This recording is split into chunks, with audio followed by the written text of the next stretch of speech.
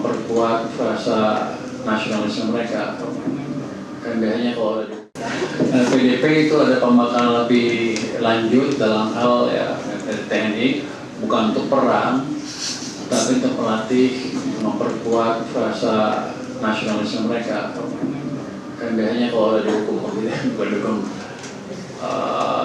sit up, push up, itu disiplin kan latihan itu sebetulnya latihan kecintaan kenegaraan dan disiplin itu kecintaan kenegaranya. Yang sampai nanti kayak waktu kemarin pagi keluar habis itu nilai-nilai negara sendiri itu yang utama.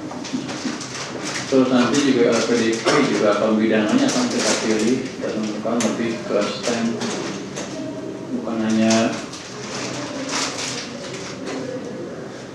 belajar ilmu sosial saja. Sosial penting tapi jangan kebanyakan. Saya waktu itu ke New York kan, ke DC ya, ketemu mahasiswa yang beasiswa PDP sama yang nggak beasiswa PDP itu 50 orang. Sebagian besar jurusannya apa? Politik doang, gimana lagi? Bukan STEM. Jadi bukan yang dibutuhkan oleh kita akan rubah itu karena kita harus meningkatkan pemakaian teknologi ke depan. Kalau nggak kita ketinggalan.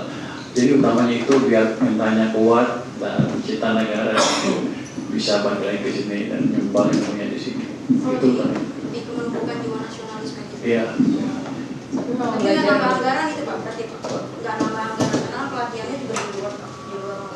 Di Halim kan? Iya di Halim. Itu berarti. Ya nggak apa-apa. Itu investasi. Kalau nambah sedikit nggak banyak kan pasti dibanding biaya mereka bertahun-tahun di luar negeri. Terus kalau nggak balik ruginya banyak saya. Dan baik tambah investasi sedikit. Nggak apa-apa. Nggak tahu saya, tapi nggak banyak. Kan dengan tentara, dengan TNI, dengan tentara biasanya sih harganya bukan harga komersial swasta kan. Biasanya sih cukup lah tapi nggak gila-gilaan itu. Jadi Waktu saya mau nanya soal manufaktur di April ini kan masuk ke zona koperasi ya Pak, itu gimana Pak? PMI itu kan survei orang ditanya tuh purchasing manager index, purchasing manajemennya ditanya ke depan mau beli banyak atau lebih sedikit. Dari situ dibuat angka-angka kan, diterjemahkan ke rata 50 pas, nah nama nggak kurang. Kalau 50 ekspansi, di bawah 50 dianggapnya mulai nggak harus sukses loh, mulai nggak harus kontak langsung, mulai melambat. Ini kan banyak berita negatif. Anda teman-teman Anda juga di TikTok tuh jelek-jelekin, jadi kita mau krisis katanya. Itu mungkin antara yang lain yang menimbulkan sedikit negatif sentimen. Di samping itu juga kan globalnya lagi begini. Kalau Anda lagi menghadapi keadaan seperti itu, ditanya mau ekspansi apa enggak, kan pasti ragu. Tapi kita waspadai, kita akan dorong sektor manufaktur dan yang lain-lain dengan tadi menambah insentif keekonomian biar ekonominya berjalan lebih cepat lagi. Jadi 5 berapa turunnya pas 9 berapa? Pas 9,1 ya di bawah 50. Tapi apa saatnya aja belum karena itu ekspektasi. Yang kita buat adalah kita balik supaya kita berbalik nanti. Makanya saya banyak ngomong sana sini kan. Dibilangnya berbahaya tukang ngomong, bukan.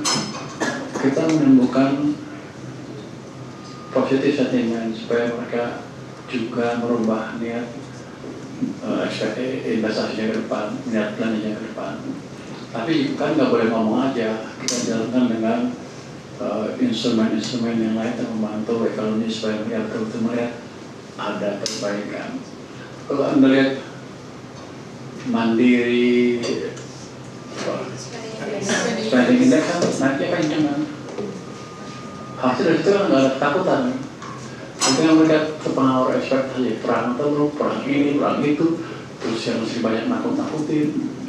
Ada yang bilang katanya tahun 98 lagi. Anda tahu 98 itu terjadi kapan? 98 terjadi pergantian kekuasaan setelah ekonomi resesi selama 1 tahun. Ini belum lama juga belum. Jadi orang-orang itu mesti lihat data lebih cermat lagi.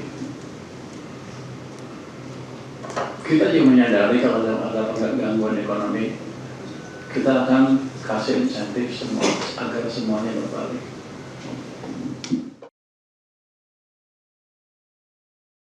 Kecepatan informasi dan akurasi data adalah komitmen kami. Satu langkah lebih dekat, satu langkah lebih terpercaya. Saksikan Sapa Indonesia Malam di Kompas TV Channel 11 di televisi Anda.